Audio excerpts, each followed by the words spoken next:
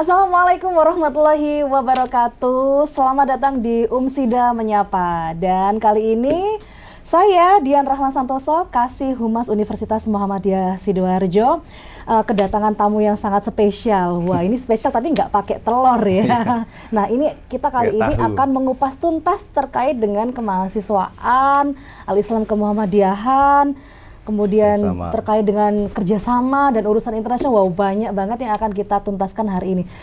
Dan tentunya seseorang yang paling ahli dan pakar di bidang ini adalah Wakil Rektor 3 Universitas Muhammadiyah Sidoarjo, Bapak Dr. Nur Diansyah MPD. Kita sapa dulu beliau. Assalamualaikum Pak Nur. Waalaikumsalam warahmatullahi wabarakatuh. Sehat ya Pak Nur? Sehat, ini terlihat gemuk berarti sehat. Makin sehat berarti ya. Insya Allah sehat. Okay. Tahun 2024 gimana ini, makin sehat? Makin sehat, insya Allah. Dan Umsida tentunya juga akan semakin sehat. Oh, amin. Keren. Ini nih yang paling kita suka dari Pak Nur ya, nggak cuma saya tapi selentingan dari mahasiswa juga kayak gitu ya, Bang Pak. Selalu berpikir positif, sat-sat banget gitu ya. Sat-sat banget, los gitu ya. Ya.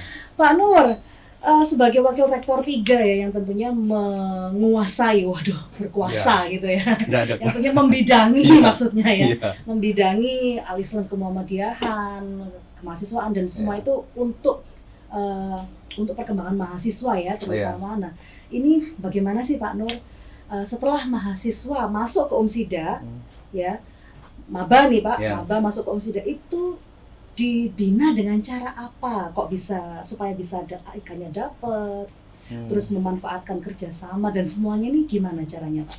Oke, terima kasih ya Mbak Dian. Mbak atau Bu ini? Kakak boleh. Oh kakak, oke. Bu Dian, hari ini kita akan mencoba untuk kira-kira al-Islam kemuhammadiyahan itu menjadi punjer kalau kita sebutnya di Umsida. Karena al-Islam kemuhammadiyahan itu catur dharma kita yang kemudian itu berbeda dengan perguruan tinggi yang lainnya umumnya. Karena di al-Islam kemuhammadiyahan itu selain nanti masuk di bidang penelitian, masuk di bidang abdimas, juga masuk ke dalam bidang pendidikan dan pembelajaran. Dan itu kemudian akan diberikan kepada mahasiswa, seluruh mahasiswa akan mendapatkan pembinaan terkait dengan al-Islam kemuhammadiyahan. Dan kita setiap tahunnya itu ada PKMU, dan itu memang khusus untuk mahasiswa untuk mengembangkan terkait dengan nilai-nilai Islam, mengembangkan terkait dengan karakter buildingnya anak-anak ketika nanti sudah keluar dari Umsida, sehingga mereka datang ke Umsida ini memang betul-betul proses dijalankan dengan sangat baik untuk kemudian keluar juga nanti akan menjawab tantangan di masyarakat dengan nilai-nilai karakter yang diberikan oleh Umsida. Seperti itu kira-kira. Nah, itu baru di al-Islam dan kemuhammadiyahannya, tapi pasti masih banyak lagi jenis-jenis pembinaan kemahasiswaan terkait dengan kepemimpinan, misalkan Pak ya, terus apa Pak ya, solidaritas atau apa. Nah, itu tentunya akan dikemas dalam berbagai macam organisasi-organisasi mungkin Pak ya. Nah, itu di Umsida seperti apa ciri khasnya Pak? Oke, Umsida itu kurang lebih memiliki 10 UKM, apa namanya, UKM, unit kegiatan mahasiswa, yang kemudian dari 10 itu beragam, mulai ada bela diri, terus kemudian ada yang memang kalau suka jurnalistik juga ada, kalau yang mau climbing juga ada, kalau yang mau apa namanya, bernyanyi ada PSM dan yang lainnya, ada banyak sekali. Semua boleh itu, Pak, boleh, semuanya bisa dimanfaatkan, dan kita punya klub-klub di fakultas itu, sehingga anak-anak tidak akan terbaku pada posisi yang mana yang kemudian bidang keahliannya atau minat bakatnya bisa ditentukan oleh fakultas dan prodi, dan itu bisa masuk ke sana. Seperti itu Bu Dian. Maksud saya gini Pak, kalau di SMA, SMP itu kan itu kayak ekskul ya Pak ya. Nah, itu kan dibatasi maksimal 3 atau berapa. Kalau Umsida, kalau selagi mahasiswa itu kuat dan memang memiliki tekad yang oke, saya kira mau ikut 10 UKM juga boleh. Kemudian ditambah ortom ada 3 kan kita di Umsida itu, ada IMM, ada HW, ada Tapak Suci. Terus kemudian ada lagi Mbak Dian, ada BEMU, ada BEMFA, terus kemudian nanti ada Hima Prodi, kemudian ada DPMU, itu DPRD-nya, DPR RI-nya Umsida, dan yang lainnya. Banyak sekali. Kita seperti pemerintahan kecil yang ada di Umsida. Semua minat bakat kita wadahi, dan juga di dalamnya ada keilmuan. Kalau memang dia pengennya keilmuan terkait dengan tulis menulis di jurnalistik, itu silahkan masuk ke sana. Kalau memang minat bakatnya naik gunung, ya monggo silahkan naik gunung di teman-teman Himpas dan yang lainnya. Seperti itu. Pada dasarnya tidak dibatasi sama Oh, sekali ya, enggak ada pembatasan. sekuatnya ya Iya, Pak ya. iya, sekuatnya dan waktunya harus disesuaikan. Karena setiap organisasi punya ADART masing-masing. Rule-nya berbeda. Wah, jadi Gitu, nggih? pantesan Iya. aja nih ya kadang-kadang banyak juga ini mahasiswa yang mungkin di tengah-tengah perkuliahan juga izin karena ada kegiatan dengan Iya, aktivitas organisasinya betul, itu nggih. juga nggak masalah ya Pak ya, Iya. tidak mengganggu perkuliahan ya. Nggak ada. Kalaupun memang toh teman-teman nanti mengikuti kegiatan-kegiatan, saya kira mereka akan bisa memanage terkait dengan waktunya. Kuliah kita pun saat ini kan pakai hybrid learning dan kita saya kira agak fleksibel ya, sehingga nanti teman-teman juga bisa memanage terkait dengan kegiatan-kegiatan yang ada di organisasi mahasiswa maupun dengan organisasi maupun dengan akademik yang ada di kampus. Seperti itu. Jadi bisa dapat dua-duanya ya Pak Ya, ya, akademik insya tetap Allah. jalan, Betul. organisasinya Ya. juga tetap Iya, jalan. iya.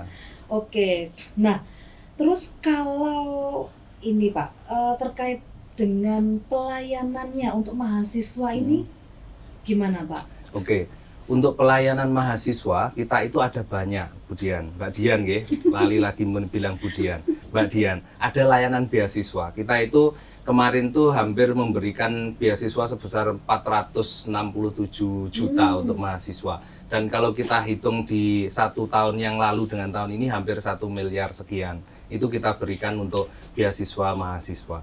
Kemudian yang kedua itu ada layanan terkait dengan Al-Islam Kemuhamadian, ada pendampingan tahsin, ada pendampingan tahfidz, ada pendampingan untuk qiraah dan sebagainya. Itu memang ada di Al-Islam Kemuhamadian. Terus kemudian ada layanan terkait dengan teman-teman yang berprestasi, ada imbal prestasi di sana. Lah nanti teman-teman juga akan mendapatkan pelayanan terkait dengan kegiatan-kegiatan mahasiswa yang dihadirkan, yang memang di-manage secara baik oleh teman-teman di Direktorat Kemahasiswaan dan Alumni. Dan masih banyak yang Benar-benar lainnya. nih, Pak. Ya. Apa tadi Pak, imbal prestasi? Iya, betul. Itu maksudnya Iya.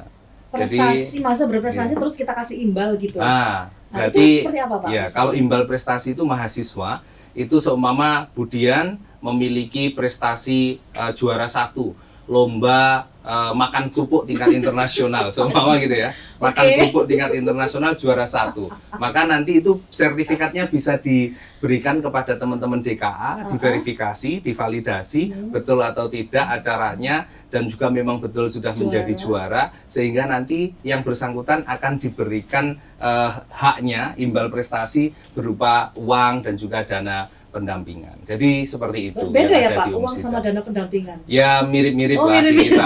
Ya itu ada, karena teman-teman yang di DKA itu selain nanti berprestasi selesai, mereka juga akan dibimbing lagi untuk di tingkat yang lebih tinggi lagi. Biasanya teman-teman DKA betul ya, kita memberikan layanan terbaik lah, karena mahasiswa itu mau tidak mau ya sebagai rajanya kita, kan gitu ya. Umsida itu tidak akan berarti, seorang dosen tidak akan berarti tanpa ada mahasiswa. Kan masa mau ngajar sendiri kan nggak bisa juga, gitu ya. Oke, gitu. Iya, pantesan kapan itu Pak, saya pernah saya sering lihat ini, terutama ya teman-teman yang sering di luaran sini latihan-latihan gitu ya Pak ya, anak-anak Tapak Suci misalkan. Itu setelah menang di kompetisi tingkat tertentu, level tertentu gitu ya, itu mereka ikut lomba lagi.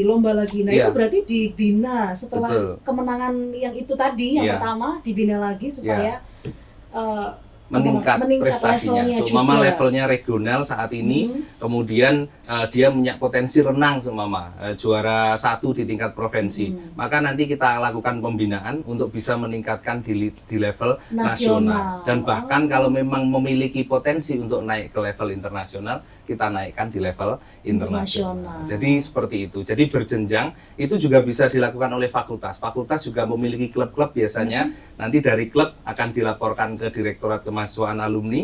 Dari situ nanti teman-teman akan mitigasi. Oh, di sini ada anak yang qiraah. Nanti qiraah juara regional seumpama, masih wilayah. Nanti kita naikkan di juara nasional dengan ada pendampingan, dengan adanya penguatan-penguatan gitu. Yang mendampingi sendiri dosen-dosen kita Iya, sendiri. ada dari dosen kita sendiri dan juga beberapa ada yang dari pihak luar yang profesional ya, yang mendampingi. Seperti Luar itu. biasa Iya, sekali. iya, Tapi ini saya kepo jadinya Pak. iya. Terkait masih di embal prestasi Iya. tadi itu Pak. Itu berarti kalau itu mulai juara berapa Pak kita bisa mengajukan imbal prestasi itu? Oke, imbal prestasi itu juara 1, 2, 3 itu yang sering disampaikan. Jadi kalau ada juara 1, 2, 3 itu mesti akan mendapatkan dan juga mungkin harapan ada. Kalau memang Tingkat? levelnya internasional Oh, bisa internasional. harapan juga. Nah, itu Oh. yang kemudian nanti bisa dikembangkan oleh teman-teman untuk bisa meningkatkan life skill-nya dia masing-masing dan juga kemudian meningkatkan apa yang kemudian bisa apa istilahnya, bakat mana yang kemudian bisa dikulik untuk lebih dalam lagi. Gitu, Bu Dian. Wah, Oke. jadi mereka ini dapatnya lengkap gitu ya Pak ya? Iya.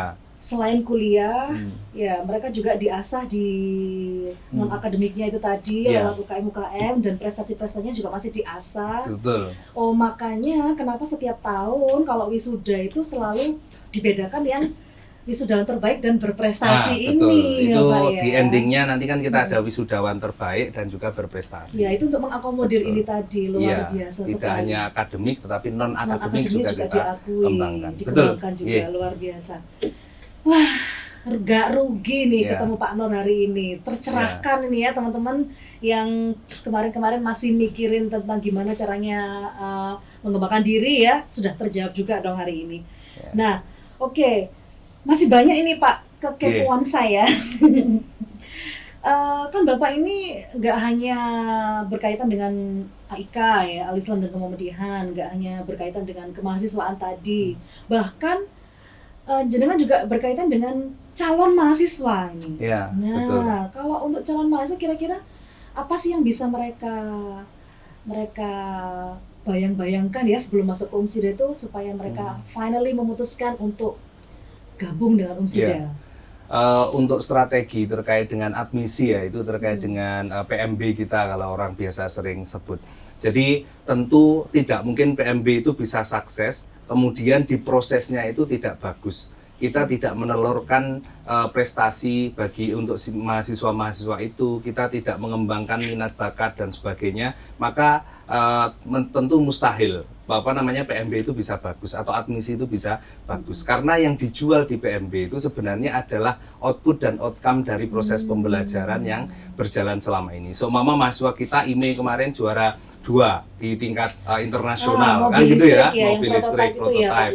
Nah, itu kan berarti membuktikan bahwa proses kita bagus Proses di UMSIDA pembelajarannya itu. Betul, ya, Pak, ya? proses pembelajaran baik akademik maupun non akademik. Sehingga itu yang kemudian juga kita promosikan bahwa kalau jenengan masuk ke UMSIDA, maka jenengan bisa jalan-jalan dengan bidang keilmuan masing-masing sampai ke tingkat internasional sambil mengembangkan minat bakat, sambil jalan-jalan, sambil berprestasi. Itu yang kita inginkan kepada mahasiswa. Jadi mindset itu seperti itu, Bu Dian. Selama ini yang berprestasi itu tadi untuk tingkat internasional sudah sampai berapa, Pak? Kalau tingkat internasional saat ini ada sekitar 21 ya sampai per ini 21 prestasi dengan 32 mahasiswa gitu ya. Jadi untuk tahun akademik ini gitu. Tapi kalau yang internasional, yang nasional berarti lebih. Oh, sudah nasional sudah sekitar 200-an. Secara umum 1 tahun itu kita sudah memiliki prestasi mulai regional, nasional dan internasional itu sekitar 489 prestasi. Dan kalau terkait dengan jumlah mahasiswanya ada sekitar 678 mahasiswa. Itu maksudnya iya. kepesertaannya ya, Betul, Pak ya? kepesertaannya. Artinya prestasinya itu tadi ada yang individual, ada yang kelompok. Betul, ada yang individual, ada yang kelompok. Voli gitu kan, itu kan mesti iya, kelompok, nggak mungkin voli sendiri kan. Nah itu ya, jadi itu tentu akan menjadi aneh ketika sendiri gitu ya.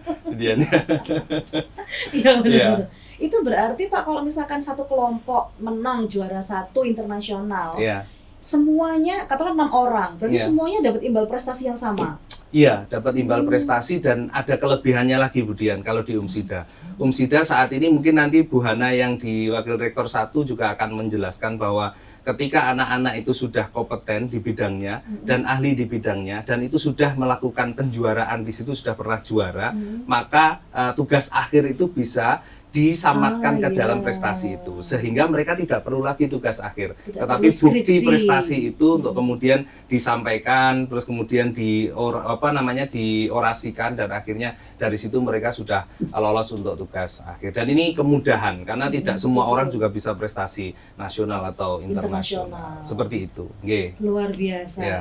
Semuanya memudahkan para Ya, mahasiswa Sobat Kampus betul. ya. Aduh, speechless saya jadinya. Iya. Iya. Oke Pak. Oh iya Pak, nah mumpung ngomongin 2024 Iya. ini Pak ya. Iya. Bentar lagi kan puasa nih Pak. Iya. Rencana mudik 2024 ini gimana Pak? Kemarin saya sempat dengar selentingan ada mudik Umsida. Betul. Nah untuk tahun ini gimana Pak? Mudik Umsida insya Allah dijalankan di bulan Februari ya. Bulan Februari Bulan depan ini, 2024, nggih, bulan depan.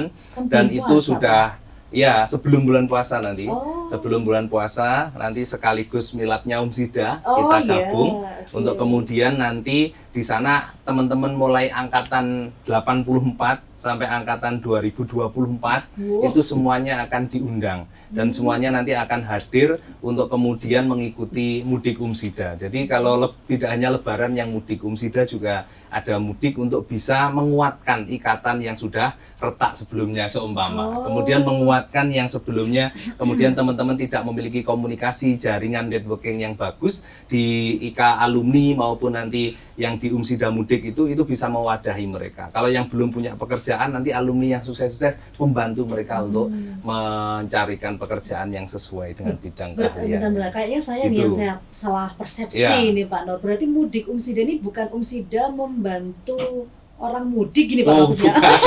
bukan. Umsida ya, mudik Umsida itu kita nanti dengan ikatan keluarga alumni namanya Oh, IKA oke. di Umsida Iya. itu.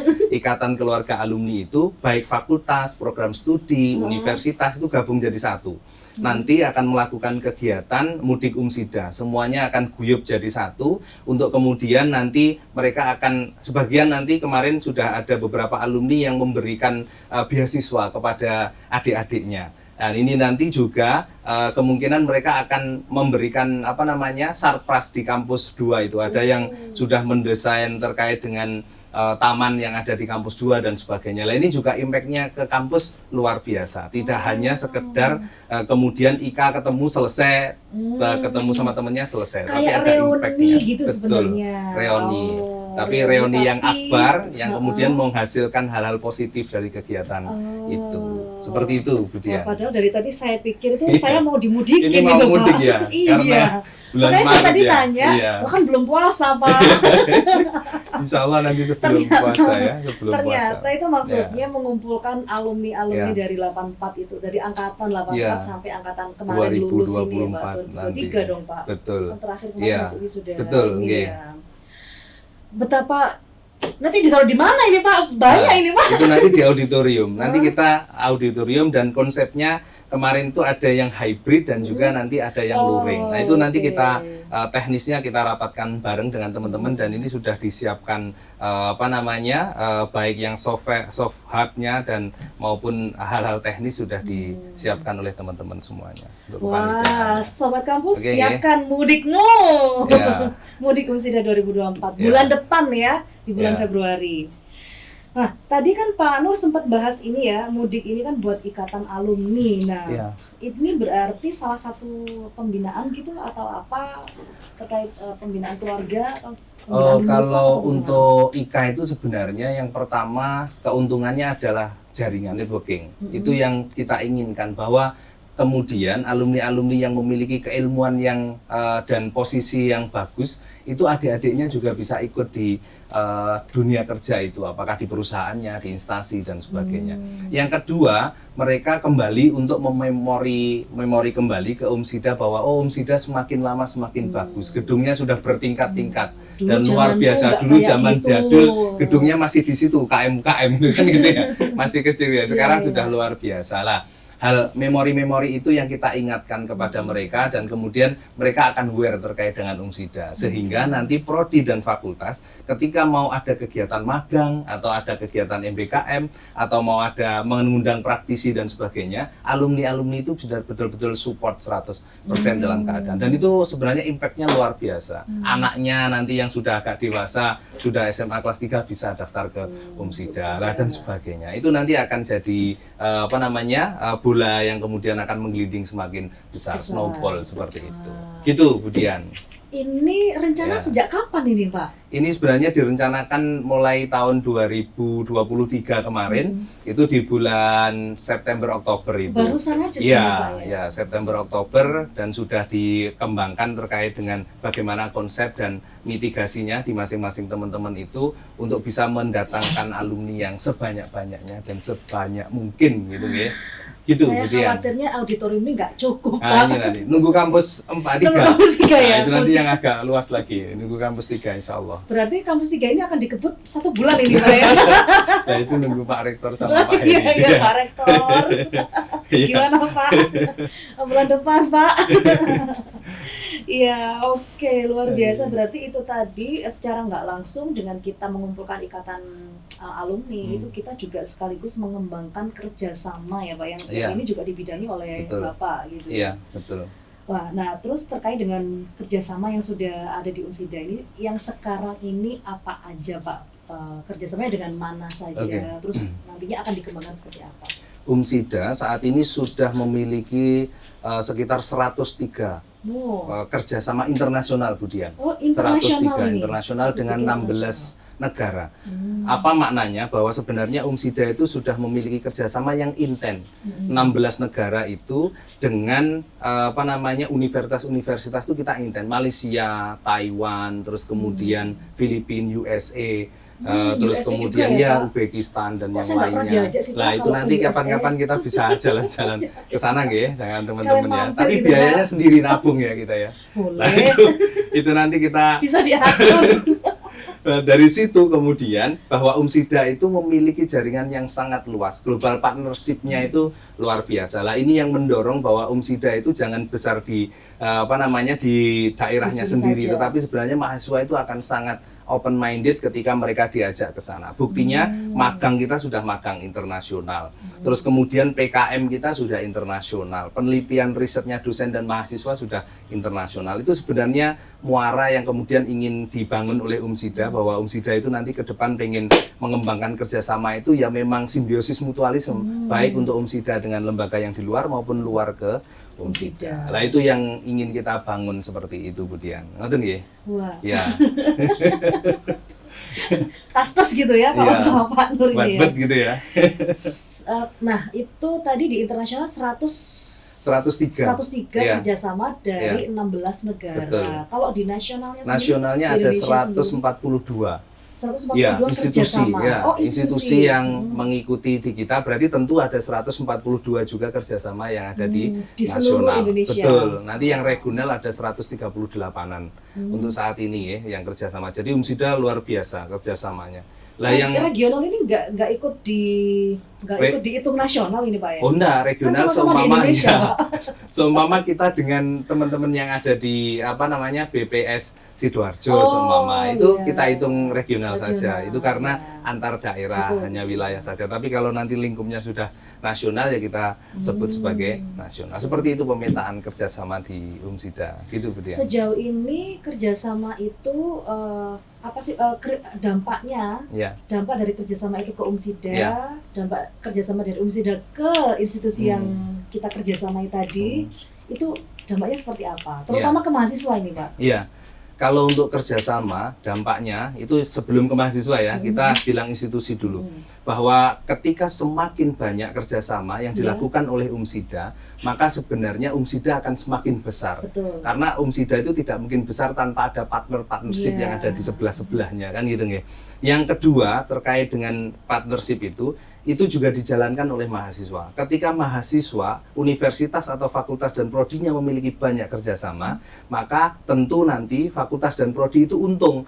Karena ketika saya punya lulusan ini, nah lulusan saya IPK-nya 4,00, terus kemudian dia ahli dalam bidang A, B, C, D, siapa perusahaan yang mau? Maka nanti kemudian, oh ya, dia akan langsung diterima. Dan itu konsep-konsep seperti itu yang seharusnya dikembangkan dengan masif oleh kita-kita, dan tentunya Umsida ini melangkah untuk menuju hal itu dengan langkah yang pasti untuk mengembangkan. Sehingga nanti itu calon-calon lulusannya Umsida ini ya, calon lulusan kita itu sudah nggak bingung untuk betul, melamar salah kerja, satu, tapi dilamar gitu ya Pak ya. Betul. Sama Kan kerja. enaknya dilamar daripada melamar. Ngerti nggih Bu Dian ya?